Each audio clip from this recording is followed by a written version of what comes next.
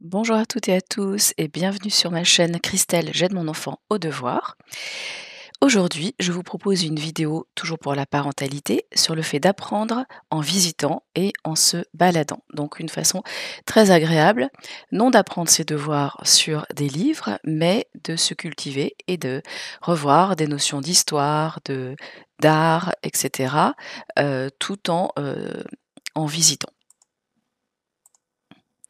Je vous invite à visiter mon blog justement, j'aide mon enfant au devoir.com, où vous trouverez de nombreux articles pour accompagner ses enfants et adolescents à apprendre, donc à suivre leur scolarité et leur orientation et de façon à avoir plus d'harmonie familiale et leur préparer un avenir serein. Vous pouvez aussi me suivre sur ma page Facebook, qui est d'ailleurs en lien sur la page d'accueil, de mon blog. En famille, nous avons récemment visité une grande capitale européenne, Rome, pendant les vacances de fin d'année. C'était une chance exceptionnelle puisqu'on ne voyage pas très fréquemment à l'étranger. Ça a constitué une très belle expérience vraiment enrichissante. Nous avions un planning de visite défini depuis plusieurs mois et réservé avec guide ou audio-guide et coupe-fil, parmi lesquels les musées du Vatican et le quartier piéton autour de la fontaine de Trévi, du Panthéon, de la place Navone. Voici quelques images des musées du Vatican,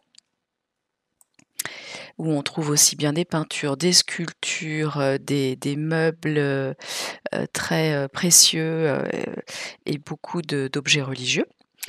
Nous avons visité la Rome antique avec visite en petits groupes du Colisée, qu'on voit ici, du Forum romain, de la colline du Palatin,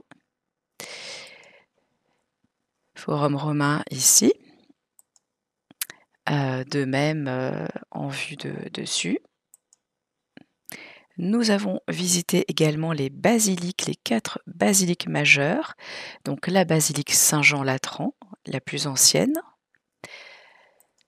la basilique Saint-Paul hors les murs, dédiée à l'apôtre Paul, la basilique Sainte-Marie majeure au centre de Rome, où est enterré maintenant notre pape, la basilique Saint-Pierre, le château Ange, le Panthéon.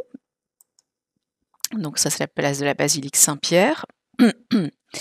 On est monté dans le dôme avec, la magnifique coupole, peinte par, Michel-Ange. Voilà et donc on a aussi vu les catacombes, dont la crypte des Capucins, le quartier Trastevere, le musée Léonard de Vinci. Donc on a aussi fait des sciences. Donc on était 5, les 2 parents et nos 3 enfants de 19, 15 et 9 ans. Nous en retirons de nombreuses découvertes et de l'éblouissement devant la magnificence des basiliques, des musées du Vatican. Nous avons pu visiter, et réviser la Rome antique apprise dans les manuels scolaires, mais en étant sur place, c'était vraiment plus parlant, et donc on s'est retrouvés dans les sites majeurs du temps de la grandeur de Rome, en se baladant du Colisée au Forum, à la colline du Palatin. Les basiliques, elles nous ont apporté un témoignage concret sur la vie des apôtres. On a pu voir des reliques saintes, redécouvert le rôle de l'empereur Constantin, qui a favorisé le catholicisme. Toutes ces pages de culture nous ont enrichis agréablement d'une façon concrète et on peut dire qu'on a vécu via les visites quelques pages d'histoire. Globalement, je voulais dire que j'ai toujours organisé des visites. Alors, on a eu parfois l'occasion de voyager hors de France, mais pas très fréquemment. Mais simplement en France, on a, pendant les vacances scolaires, toujours essayé heu, alors donc ça, c'est quelques voyages hors de France, ça c'est le Maroc, heu, voilà, le Sahara et sinon, bah, ça a été surtout la France, les différentes régions de France, heu et des musées, des expositions, mais aussi des artisanats, des jardins, des châteaux, des sites archéologiques, et cetera, quoi. Donc là, ça par exemple, c'est le musée d'Orsay, tout simplement, la pyramide du Louvre, des aquariums. On a fait de nombreux aquariums, pour découvrir la faune, et la flore sous-marine.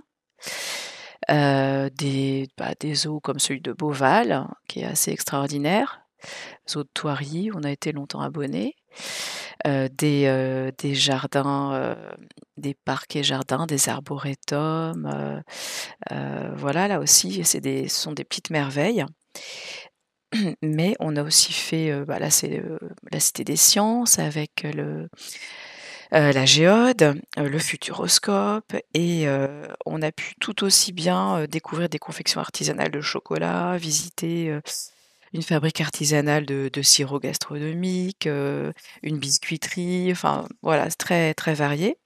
Ou faire des portes ouvertes, d'entreprises, par exemple la découverte de la menuiserie, du travail du bois. Tout ça, ça me paraît un moyen vraiment parfait d'apprendre et de s'éveiller, de mieux connaître notre patrimoine, nos arts, notre gastronomie, notre histoire, nos métiers et finalement, c'est un moyen peu ennuyeux, vivant. Donc je pense vraiment qu'il faut en user et en abuser. Ça permet d'occuper les vacances ou les dimanches après-midi. En général, les dimanches après-midi, on est un peu libre, on a quand même fait, on a vaqué aux occupations, du week-end, qui sont un petit peu les obligations, hein, les courses, et cetera, les devoirs et ça permet de s'éloigner des écrans omniprésents dans nos vies et de vivre un bon moment en famille. Donc apprendre dans les livres, c'est une chose, mais apprendre via des visites, c'est impactant et c'est agréable et ça va justement fixer ce qu'on apprend dans les livres ou en cours. Donc, je voulais vous demander, que prévoyez-vous de visiter en fin de semaine et puis dans le mois avec vos enfants et adolescents? Alors, vous pouvez trouver des idées sur le site Sortir à Paris si vous habitez en région parisienne et de très nombreuses idées de sorties. Le sud-ouest de la région parisienne, des départements donnés et puis vous avez les sites de votre département. Par exemple, nous on est dans les Yvelines, destination Yvelines, reprend tous les événements. Tous les sites des offices de tourisme, hein, par exemple Montpellier Tourisme si on habite à Montpellier et cetera.